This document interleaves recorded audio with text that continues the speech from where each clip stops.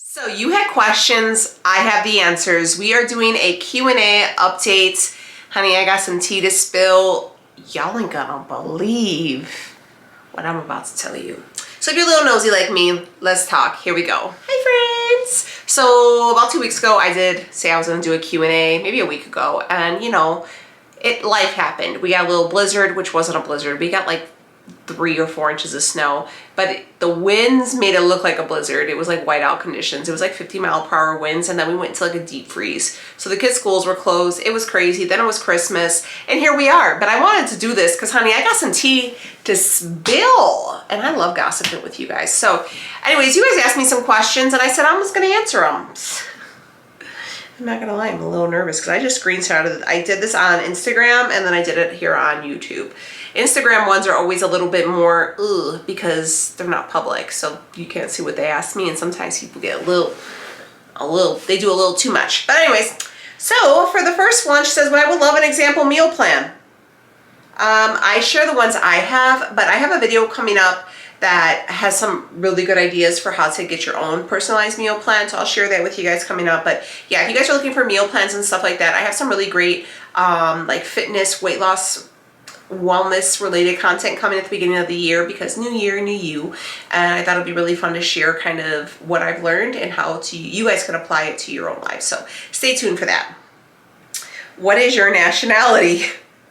Funny you should ask. So let me tell you. Okay, this is deep. Okay, here we go. So if you guys are not aware, my mom and dad got married when I was 9. So that means that my dad is biologically not my dad. He's my stepdad, but he's my dad. He is my dad. He is the best man. You know what I mean? Like, I don't like to say he's like blood, you know.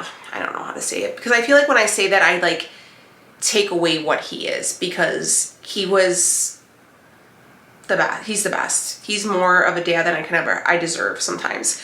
But yes, so my biological dad has basically been on my whole life. I know who he is. He knew who I was, obviously. He was like there when I was born.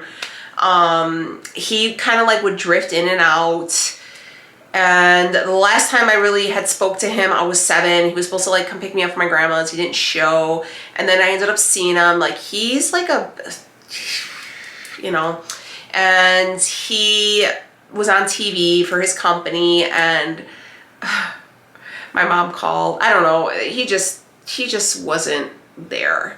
And for a long time I used to tell everybody Phil Collins was my dad, because this guy, my biologist, he's like bald. He has like the Phil Collins bald thing, and I think they look alike, and I thought Phil Collins was my dad because they looked alike and he was on TV. So anyways, in my head, my dad is Phil Collins, the 5'5" Englishman, but in reality, he's definitely not my dad. So my dad, like I said, I emailed with him a few years ago, like 5 or 6 years ago, and yeah, it was very random, and that was just, I mean, no hard feelings. He's got his life, I got mine. So anyways, I was on the Instagram. This is where it gets good. I was on the Instagram, and I follow a lot of people, and I was following this nurse injector, you know, like the Botox, and she shared this girl, and I was like, oh, wow, that girl's really pretty. So I'm nosy, and I looked at her profile, and her last name stood out to me because her last name was my biological father's last name. And I was like, there's no, and it's a very uncommon name. Like, I've never heard anybody with that name before. So I was like, that's weird. And then so I started like looking through her Instagram. And then towards the end, she shared a picture of her dad. I knew who my biological's brother, who he was, what his brother's name was. And they look exactly alike. And I was like, this cannot be. And then it turns out that there's twins. The 2 girls, the girl I found had a twin sister. And I was like, this is no way possible. So anyways, for like a year, I was following, like just silently stalking these girls, not stalking, but like silently following these girls. And I was like, I'm just gonna message them. So I sent them a message, and I said, hi, my name is Danielle. My mom's name is this. And I know, is so-and-so your dad? And if so, is so-and-so your uncle? Because that's my biological father. And then I was like, okay, if she doesn't respond within an hour, I'm gonna unsend the message.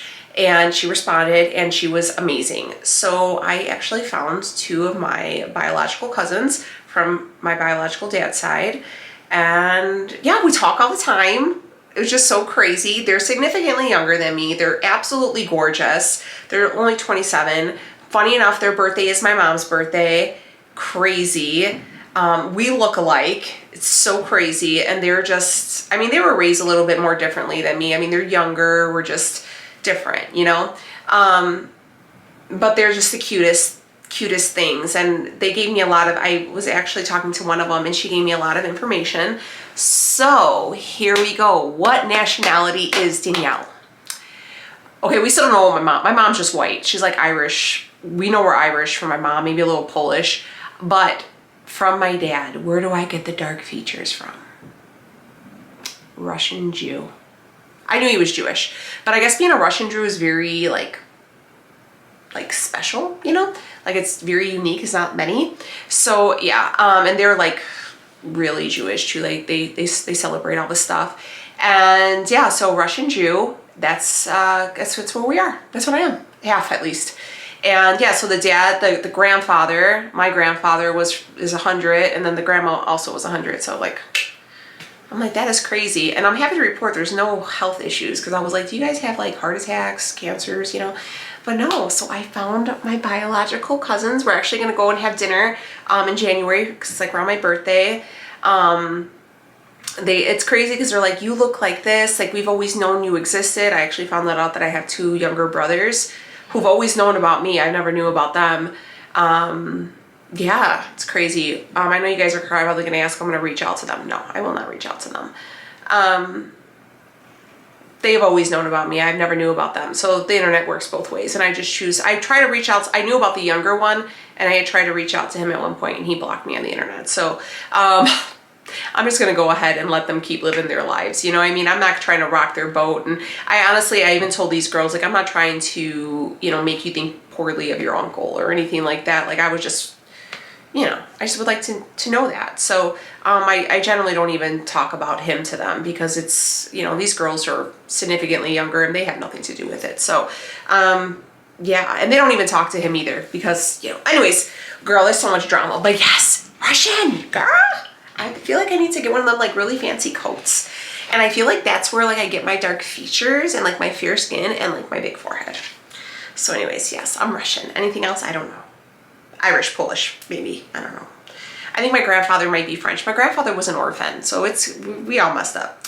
So anyways, next one is, you and Leo should do more YouTube videos together, especially when you do both cook. I'm gonna try, just because I prep and stuff like that, but during the holidays, Leo is so busy because he does work retail, so it's like the worst time of the year. But yeah, 2023, you'll see Leo more. If you could have one word to represent your 2023, what would it be? Hopeful. I am hopeful that this is going to be an epic year. Food staples, good books, and personal goals. Food staples for me are boneless, skinless chicken thighs and green beans. Love them both. Good books. The Dartmoor series. Love it. That's a really good one. I haven't read any really good books since then. And the Black Dagger Brotherhood. I like spicy books. But Dartmoor too. It's like biker girl. Yes. Personal goals. Personal goals is I want to I want to open up my business this year. That's my biggest goal this year, is to open up my business this year. What steps are you most proud of taking this year? Therapy. I'm super proud that I did therapy and I stuck with it, and I took charge of my physical and mental health. That was the proudest I was, especially my mental health. A remodel update. It's been a long time. Girl, you've been with me for a minute. Remodel update. Bathroom is still not done. Only thing we have to do is the shower stall, and we were planning on doing it before my sister's birthday, but then we got the flu. So then I put it on the back burner, but it should be done probably before Valentine's Day. Biggest lesson of 2022. Family doesn't mean shit. I could say that wholeheartedly. Just because you share blood with somebody doesn't mean that they are going to love you and treat you well. And that's not even from my biological father. This is from people who were with me my whole life. And they did me so dirty this year, not only me, but my mother, when my aunt died, that it was awful. Like, they didn't even tell us my aunt was dying. They never called us and told us she died. Like, my aunt helped raise. It was just, my family did me so dirty that I had to completely walk away from them. And before I even, not only because I had to walk away from them, but they cut my kids off too. So they're awful. I have aunts and uncles that are completely awful people. And yeah, just because your family doesn't mean that they are going to take care of you. Family is what you make it. Blood does not mean anything, and protect your peace at all costs, because family can be the most toxic people in your life. And don't give them a pass because they are family, because they don't deserve it. All right, one said, what would you do if you weren't doing YouTube? If I wasn't doing YouTube, I would probably go back to school and do nails. That's like, I've always been interested in beauty and like creating something. So I think that's what I would do. I would go back to school and open up my own nail shop, and probably like maybe open up a business with my sister where she can do like hair on one side and I can do nails on the other. But that's probably what I would do, is do a nail shop. My number one dream for 2023, my number one dream would be, yeah, to open up this business, and have like a physical product in my hand that I created. Like, I think that would be so amazing. Like, as much as I love social media and everything, I am getting older, and eventually people are not going to want to listen to some old broad.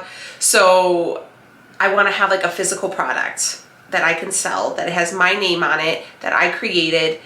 I already have in mind what I'm going to put out, but that's what I want. I want to open up this. I want to do that so bad.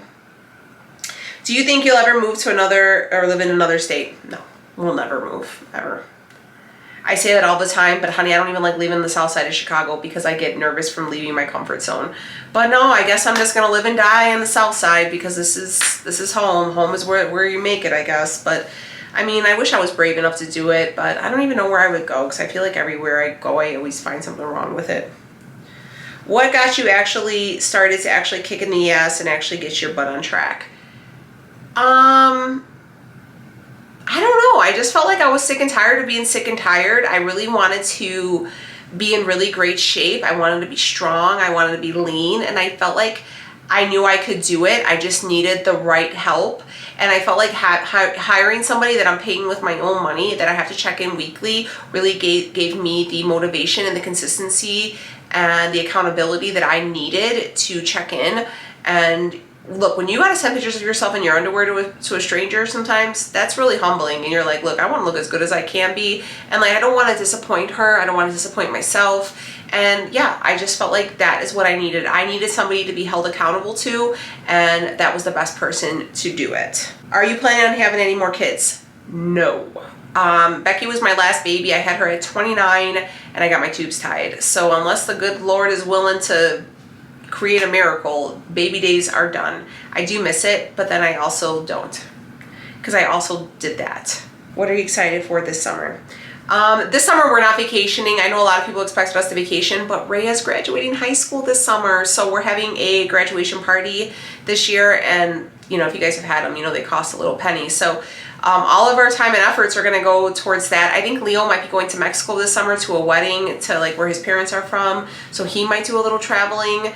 But as for me and like Becky and Sophie, we're kicking it at the house, probably just go spend the summer at my mom's pool. And then next summer, Sophie graduates 8th grade. So we're going to be jam-packed for a minute, but no vacationing. That's kind of sad, but it is what it is. All right, I got two more. Do you think you are pushing bad examples on your kids for getting Botox and filler on your face? No. I also seen another person say, like, I feel like your face is looking overdone. I've had very minimal filler done to my face, and it's pretty much all dissolved now because I haven't had any in over a year. And my Botox is what I like to do. And there is nothing wrong with getting Botox or filler. I think it's an individual thing.